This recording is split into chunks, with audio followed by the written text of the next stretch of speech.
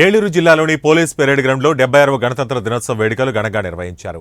జిల్లా కలెక్టర్ వెట్రిసెల్వి జాతీయ పతాకాన్ని ఆవిష్కరించారు.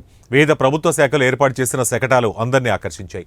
పోలీసు కవాతులు ఆకట్టుకున్నాయి. ఈ సందర్భంగా కలెక్టర్ సెల్వి, జిల్లా SP K Pratap Shivakishore police వందనాన్ని స్వీకరించారు. జిల్లా కలెక్టర్ వెట్రిసెల్వి మాట్లాడుతూ రాష్ట్ర ప్రభుత్వం జిల్లా అభివృద్ధికి ఎంతో తోడ్పడిందని, జిల్లాలో జరిగిన అభివృద్ధిని వినిపించారు.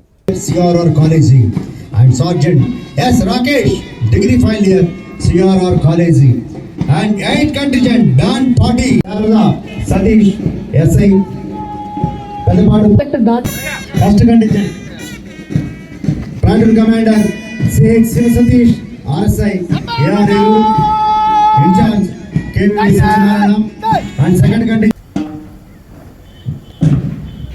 చూసాము. ఒక్కసారిగా 8 కంటింజెంట్స్ లో ఉన్నటువంటి అందరూ కూడా ఒకేసారి ఆయన కాషనగానే తిరిగారు. అది పోలీసుల తర్ఫీదు. అది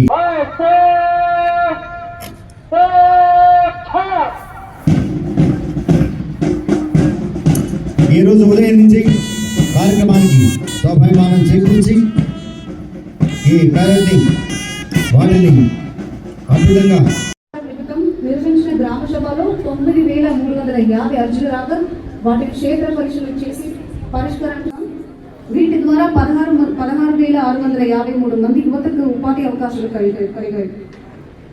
పరిశ్రమల ఏర్పాటుకు సింగిల్ విండో పథకం అమలు చేస్తున్నాం. ఇంతవరకు 95 పరిశ్రమలకు సంబంధించిన 24 కోట్ల రూపాయలు రాయితీలుగా అందించాం. PMEGP పథకం కింద త్వరగతైన యూనిట్స్ మంజూరు చర్యలు తీసుకున్నాం.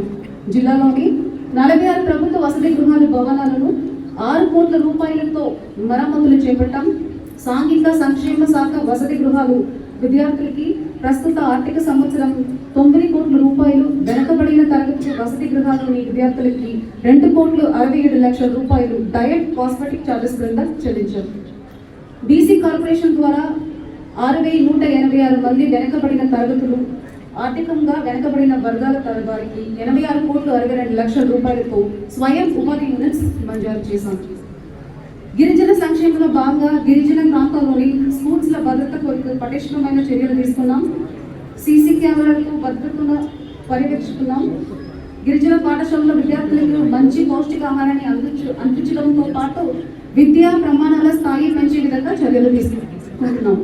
PM జన్మన్ పథకంలో 9.60 కోట్ల రూపాయలతో 16 మల్టీపర్పస్ కేంద్రాలని నిర్మిస్తున్నాం.